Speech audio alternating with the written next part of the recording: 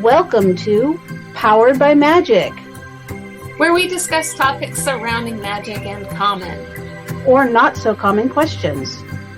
Let's take this journey together. Hi, I'm Tatjana. And I'm Sylvia. And we are coming to you from Eugene, Oregon. We invite you to conjure up a broom and ride with us. Shall we tell everybody that we're doing this live? Yes, well, live in that, we're not going to do any editing and so on and so forth. Yeah, it's off the cuff, basically. Yeah. And like how we did Imbolc, so we're doing it off the cuff for for Ostara. Yeah. All right, well, we're just going to be talking a little bit about our thoughts about Ostara, a little bit about it. We have an activity for you today. So I'll just start in with, Ostara is a time that comes after Imbolc. We just finished Imbolc. And it's when the friction from that time allows the breaking open of the shell at Ostara time, which is, fertility, and lets new life begin. It's a great time to start putting your magic into its first throes of movement. And until now, we've been working with setting the intention for the year, but now it's time to swing into action. How can we go about implementing our intention with initiative? So, this is just a huge fertility time. It's a time of balance, dark and light, but the light's getting brighter. So things are going to start, chime in here anytime you want. I was going to say this is a time of revival, it's a time of rebirth, and it's a time of resurrection. It's everything's coming back. Right. And it used to be, let's go back, help me out here, because I always get all confused with this stuff. We had the Christians to have Easter that they associate and have taken Ostara from Ostara in a sense, right? I have that right. I should know this. Could you elaborate on that at all, or am I putting you in the corner here? So one of the reasons that, and Christianity did this with a lot of different holidays to bring in believers, but they kind of took over the resurrection part of Ostara, and we still have the bunny rabbits and the brightly colored eggs and stuff like that. It's just now associated with Easter rather than Ostara. Right. Those signs of fertility were taken on and transferred over. Okay. Yeah. Thank you. Thank you for doing that. You're welcome. I always get nervous about that stuff. I'm like, oh, my memory sucks. I'm going to forget. And I'm going to say it wrong. So anyway. No worries. What is childhood memory for you? Do you have anything around, I know you weren't in this tradition when you were younger, and neither was I. So my memories would be around Easter, but for us, we painted eggs and stuff and that was our way of celebrating. We did it by hand painting with watercolor brushes and stuff. And, when my children got older, when I got older and I had my children, you used to do the Easter egg hunts where we get the plastic colored eggs, and we would do it different colors for the different age groups so they know which ones to go after. So, let's just say pink was for the kids that are up to age 5, and then greens from 5 to 10. And, and then that way everybody had a fair chance. So I always thought that was a lot of fun. But we never did a lot of the coloring of eggs by dipping. I always thought it was fun that everybody else dipped their eggs and did all that fun stuff. And we never did that. We just always did it by hand, which in retrospect, I do like. Yeah. So what about you? I have to say it's probably a more recent memory. It's within the last 10 years. But one year, because I guess you'd call them foster parents, they took me in when I left my mother, and her abusive boyfriend. But they set up a Easter, and instead of finding the eggs, you had to shoot them with those little guns that have the little suckers on them. Oh, No, it wasn't that. It was like a Nerf gun. You had to hit the egg with a Nerf gun to be able to grab it. oh, okay. That's funny. Oh, it was so much fun sitting there trying to get in the right angle, just to get the right angle, just to get it in there and hit it. Oh, man. It was a lot of fun.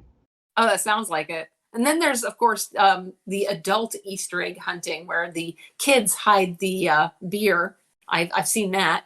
They hide the beer. Oh my God, that's hilarious. Yeah, they have to find it, which is an interesting thing. But I'd seen that once. I don't know that it was done on Easter, but it was the same idea. So, yeah. And then, we had many a ritual. I don't know. I'm drawing blanks right now, but when I taught, we had lots of rituals. Most of the time it rained, so we would be inside. But, that's spring. So, yeah, that is spring. Yeah. Well, so we are doing this as a very short version today. Is there anything else you want to add at this point? Because I know I'm going to do the activity, but you have any other thoughts? I don't think I do. It's a time to, reinvigorate, maybe even restart an old project, possibly, as well as starting new ones, and just. And decluttering. It's a time for decluttering. That's spring cleaning. Why didn't I think it's time to get rid of the old and, bring in the new. So doing that decluttering and washing down things in your house. I just had watched some video about an idea that was about people making their own cleaning products and doing sigils on their doors with, like a spray bottle or something, and cleaning with that. And using oils and stuff in the spray, with intention. Do cleaning. I thought those were some pretty cool ideas. I really like the sigil idea, drawing a sigil on the door or something with a paintbrush, but with water. Depending on what you're able to do, paint stones and put them around your yard for protection, stuff like that. Yeah. But anyway, decluttering is a part of Ostara as well. It's breaking free, breaking through. Imbolc, we had that friction we talked about, and how it was that you used such a great word back then when we talked about it. But that uncomfortable feeling that happens, it is that friction before we actually do that breakthrough. And now we're doing all that friction has finally, that uncomfortable feeling is oh, we've done it. We're broken through. So the seed planting is all now, and little bits of growing. I would also say that it's also a little bit, like you said, the decluttering. So it's a little bit of a letting go of things.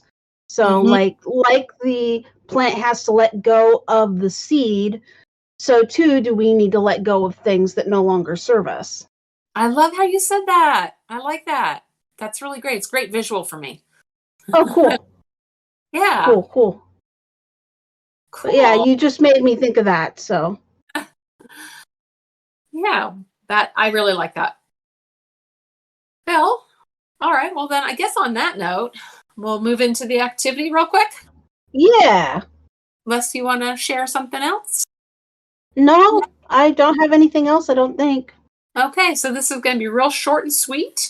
Our activity, last year we did an activity with season 1, episode 19, and it was breaking through resistance. And we used the egg last year to do that. And this year we're going to use the egg again. What we are going to do is use the egg as a symbol again. However, we can use it for the action we would like to see started from our preconceived intention by hand painting it. Use colors that highlight your intention. Draw pictures or a sigil, write words, or whatever feels right to you onto the egg. Do not pre-cook the egg. then think about the action you wish to invoke as you're doing this.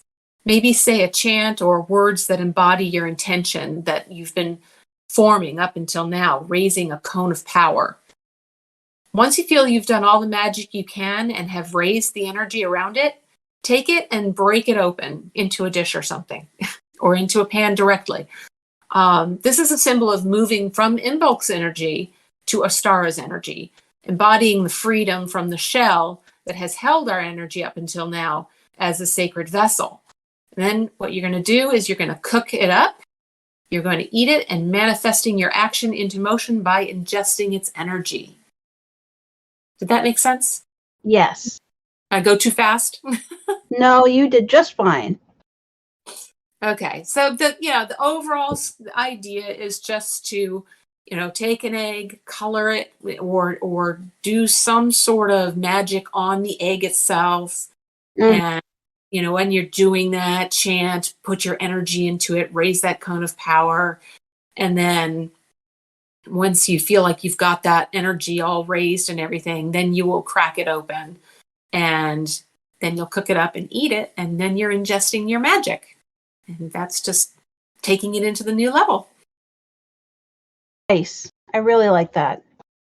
Thanks. Something easy. Something really easy to do. Fun to do, especially like, our Ostara breakfast, Yeah. Be a nice little Ostara breakfast with some milk and honey. Just bring a little bit from Imbolc into the Ostara, sort of that nice blending. Yeah. All right. Well, I guess that's it. Yeah. So thank you, everybody, for staying with us. Please rate us on iTunes, Spotify, or wherever else you found us. I'm Tatjana, saying goodbye for now. And I'm Sylvia, saying so long and thank you for writing with us. And this has been Powered by Magic. Take care, everybody. Thanks for being here. Hope you have a great Ostara. Thank you. Enjoy your Ostara.